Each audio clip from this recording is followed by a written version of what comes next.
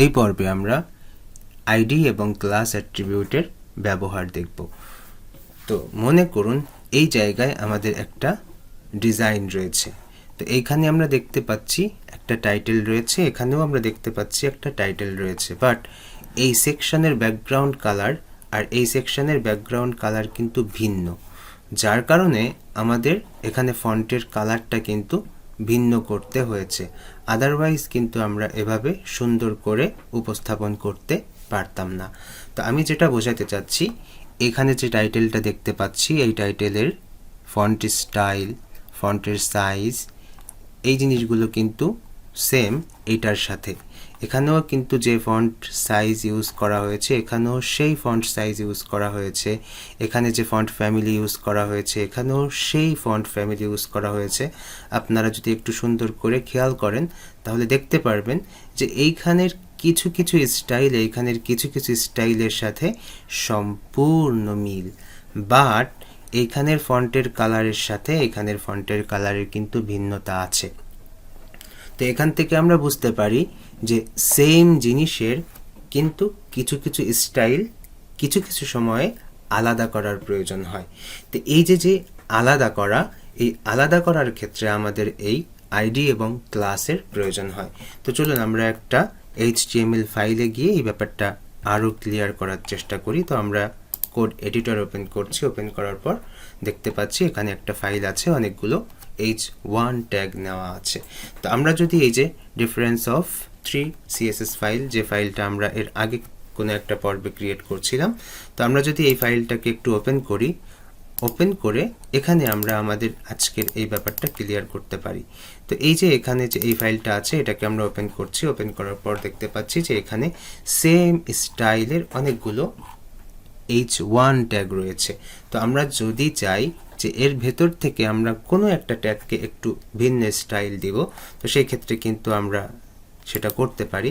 যেমন এই যে থার্ড নাম্বার যে এলিমেন্টটা আছে এখানে এসে আমরা একটা অ্যাট্রিবিউট ইউজ করছি, মনে করুন আইডি অ্যাট্রিবিউট। তো অ্যাট্রিবিউট কিভাবে লিখতে হয় আমরা জানি, একটা স্পেস দিয়ে অ্যাট্রিবিউটের নাম ইকুয়াল দিয়ে ডাবল কোটেশন, তারপর ডাবল কোটেশনের ভেতরে তার ভ্যালু দিতে হয়। তো এই যে আমরা একটা আইডি দিলাম, এই আইডিটার এই ডাবল কোটেশনের ভেতরে একটা নাম দিয়ে দিতে হবে। তো এই নামটা আমরা যে কাজটা করব সেই কাজের সাথে যেন একটু রিলেটেবল হয়, ওকে, এভাবে দিয়ে দিতে হবে। তো আমি চাচ্ছি এখানে একটা ভিন্ন কিছু একটা সেট করতে, যে কোনো একটা নাম দিয়ে দিতে পারি আমরা। তো আমরা এখানে নাম দিচ্ছি 3 নামে একটা নাম দিচ্ছি। দেওয়ার পর এখন আমরা এটাকে স্টাইল দিতে পারবো। এখন কিন্তু আমাদের h1 এ স্টাইল দেওয়ার প্রয়োজন হচ্ছে না। h1 এ যে স্টাইল আগে দিয়েছি সেটা কিন্তু আছে, ওইটায় কোনো প্রবলেম নাই, বাট এখানে যে স্টাইলটা আমরা দিব সেটা কিন্তু ভিন্ন হবে। এখানে স্টাইল দেওয়ার কারণে এই টাইটেলটা ভিন্ন ধরনের বিহেভিয়ার করবে। তো আমরা এখানে যে আইডি একটা অ্যাট্রিবিউট দিয়েছি, এই আইডি অ্যাট্রিবিউটের কিন্তু এখন সিলেক্ট করে স্টাইল দিতে হবে। তো আমাদের CSS ফাইল আছে এখানে h1 এ, আমরা একটু আগে h1 এ আমরা কোনো একটা পর্বে স্টাইল দিয়েছিলাম। তো আমরা কিভাবে এই আইডিকে সিলেক্ট করতে পারি সেটি এখন দেখব। তো আমাদের আইডি নেম হচ্ছে 3।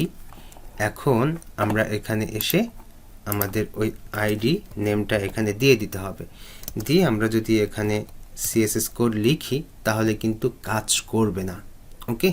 তো আমরা এখানে লিখছি ফন্ট সাইজ 60 পিক্সেল দিয়ে আমরা যদি আমাদের ওই ফাইলটাকে রিলোড দেই তাহলে আমরা দেখতে পাবো যে কোনো কাজ করছে না। এর কারণ কি? কারণ হচ্ছে আইডি অ্যাট্রিবিউটকে এভাবে সিলেক্ট করতে হয় না। আইডি অ্যাট্রিবিউটকে সিলেক্ট করতে হলে এর আগে একটা হ্যাশ দিতে হয়। হ্যাশ দিলে বোঝা যায় যে এটা একটা আইডি এবং আমরা সেটাকে CSS এ সিলেক্ট করছি। তো এখন এটা হয়ে গেছে CSS সিলেক্টর, এটা হয়ে গেছে CSS প্রপার্টি, এটা হয়ে গেছে CSS প্রপার্টির ভ্যালু। এবার এটাকে সেভ দিয়ে যদি আমরা আমাদের এই ফাইলটাকে রিলোড দেই তো আমরা দেখতে পাচ্ছি যে এখানে আমাদের ওই CSSটা পেয়েছে, যার কারণে এতগুলো h1 এর মধ্য থেকেও এ কিন্তু একটু ভিন্ন ধরনের বিহেভিয়ার করছে। বাস্তবে আমাদের যেভাবে ব্যবহৃত হয় সেটি কিন্তু আমি প্রথমেই আপনাদেরকে বুঝিয়েছি যে এভাবে বাস্তবে একটু চেঞ্জ হয়।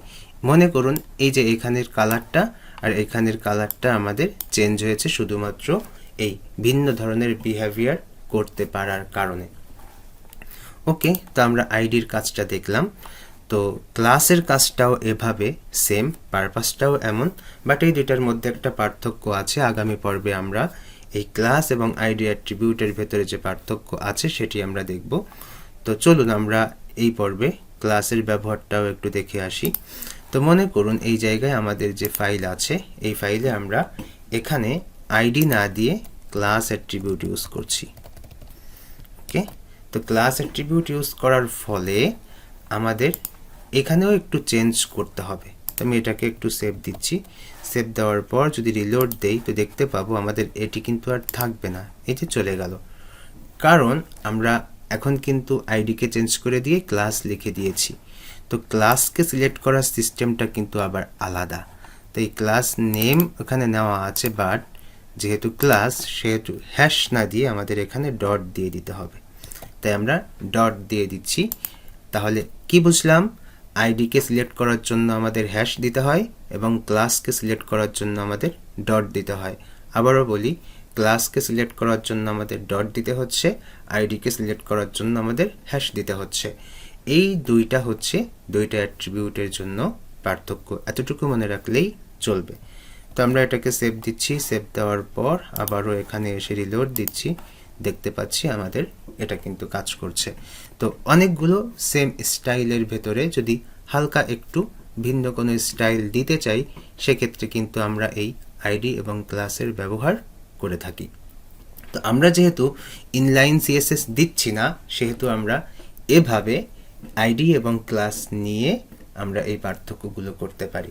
তো আশা করি পরবর্তীতে যে বড় বড় টিউটোরিয়াল আসবে, যে প্রজেক্ট আসবে, সেখানে কিন্তু আমরা এই ব্যাপারটা আরও সুন্দর করে জানতে পারবো, বুঝতে পারবো। ঠিক আছে, এই পর্ব এই পর্যন্তই। আগামী পর্বের আমন্ত্রণ জানিয়ে আজ এখানেই শেষ করছি। আল্লাহ হাফেজ।